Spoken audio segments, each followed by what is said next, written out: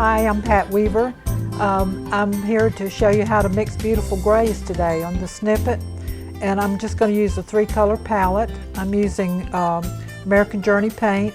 The first color is Aureolin, which is yellow, and Permanent Rose, which is a cool red, and Cobalt Blue, which is a primary color. The Aureolin and Cobalt Blue I consider primary colors, and the Permanent Rose I consider to be an intermediary color, which falls between a primary and a secondary color. Permanent Rose has blue in it, so I like it because if I mix it with yellow I can get oranges and reds. If I mix it with blue I can get different violets. So I don't know how well you know the color wheel, but I'm going to show off a little bit and tell you how good you need to know the color wheel. You need to know it in your sleep, upside down, backwards, forwards, and all that. So I'm going to start with yellow at the top. It's yellow, yellow, green, green, yellow, green, green, blue, blue, green, blue, blue, violet, violet, blue, violet, violet, red, red, violet, red, red, orange, orange, red, orange, yellow, yellow, orange, yellow. And then I'll go the other way. Yellow, yellow, orange, orange, yellow, orange, orange, red, red, orange, red, red, violet, violet, red, violet, violet, blue, blue, violet, blue, blue, green, green, blue, green, yellow, yellow, green, yellow.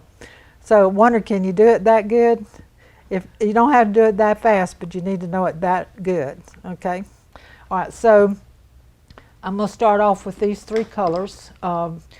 This is a lesson on how to mix beautiful grays. It's not going to be mixing secondaries or intermediary colors. It'll just be the grays.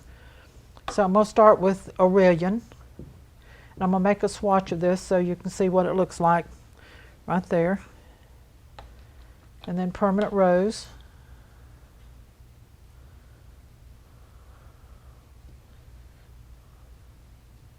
Put that next to it. And then Cobalt Blue.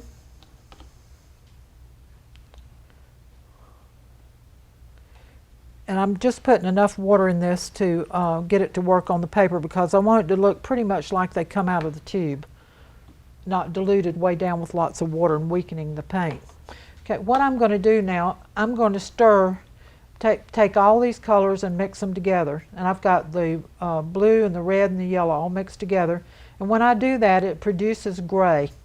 So I'm trying to get to something that looks like a neutral gray or a mouse gray color. And so I just keep playing. There it is right there. And here is a mouse gray. Now, the way you get to gray, you have to mix 3 primaries together, which would be yellow, red, and blue. And then you kind of have to play with it to push it to a neutral gray.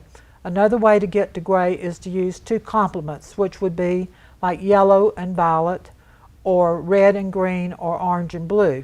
The other way is to use 2 secondary colors. So that would be mixing orange with green, mixing orange with violet, and mixing violet with green. Any combination like that will also produce gray. And the reason for that is when you mix orange with green, you've actually mixed yellow and red with yellow and blue. When you mix orange with violet, you've actually mixed yellow and red with red and blue. And when you mix violet with green, you've actually mixed red and blue with yellow and blue. So again, you're mixing all 3 primaries together, which is producing gray. So if you don't want gray, then don't get into 3 colors like that. You have to stay with primary and a secondary mixed together, which will produce what I call an intermediary color. When I was writing my book, Watercolor Simplified, several years ago, I contacted Richard Smith because Richard calls gray color tertiary color, which is exactly what I learned, that tertiary is made from 3 primaries, 2 secondaries, or 2 complements. There's another school of thought that says tertiary means a color that falls between a primary and a secondary, which would be yellow, green, green, yellow. But I don't exactly agree with that. But it doesn't mean that people that practice that are wrong or that Richard and I are wrong. It's just that we believe that you have to get gray from 3 primaries. So here we go. So I've mixed up this gray color. And into this, I'm going to mix yellow right into the puddle of color. I'm never going to get out of this puddle. So I've started off and I've made a gray-green. If I add more yellow to that, I can get a brighter green. If I add more yellow, more water, I can get even lighter green there. Now if I push red into this, now it's going to start going to the brown or red-brown family. So I can put that color there. If I want more red or a redder brown, which looks more like burnt sienna, If I want that to go to quinacridone burnt orange, I'm going to add red and put yellow back into it. And that gives me a much richer color. Let's put a little more red into that, a little more yellow. Get it just a little bit richer looking. See if that'll do it. Okay, just a little bit more. If I want quinacridone gold, I'm going to take yellow and mix into that, and I instantly have quinacridone gold, because quinacridone gold has red, yellow, and blue. There's quinacridone gold. If I want, I'm going to pick up a little bit of that and move it over here. If I put a little bit of blue in that, I can take it to yellow ochre pretty quick. Here comes yellow ochre, and I'm going to add just a touch of yellow back to it. And yellow ochre is a duller color than quinacridone gold. If I want raw sienna, I'm going to add a little more blue and a touch more red. And here is raw sienna. If I want to go to burnt umber, I'm going to add blue back into that, or I can come back over here in this little pile, add more blue to it. Now I've got burnt umber. And if I want black, I'll add blue to that. No more water. As I'm going darker, I never add water. I only add water if I'm going lighter. I'm keep adding blue till I see black, and here comes black. There's black. If I want to go to the violets, right out of this same puddle of stuff, I'm going to add red back in there. And here's a beautiful color. I'm going to add more red.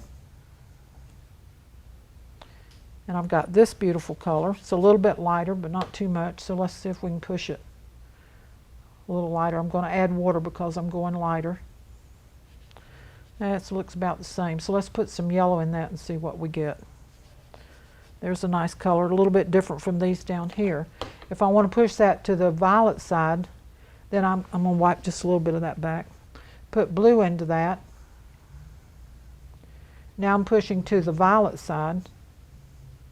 And the interesting part of this is it all comes out of that one puddle of paint. And I can't make any ugly or muddy colors out of this. I just get beautiful gray colors. There's another one. If I want to push that to a really beautiful blue, add more blue, more water because I'm going lighter. Get that nice color. Okay, to this I'm going to add more water.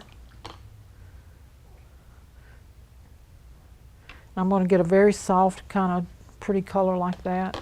If I put a little bit of yellow into that and add a lot of water, I'm going to get a nice soft color like this. If I put a little bit of blue into it and get a nice little soft color like that, more blue.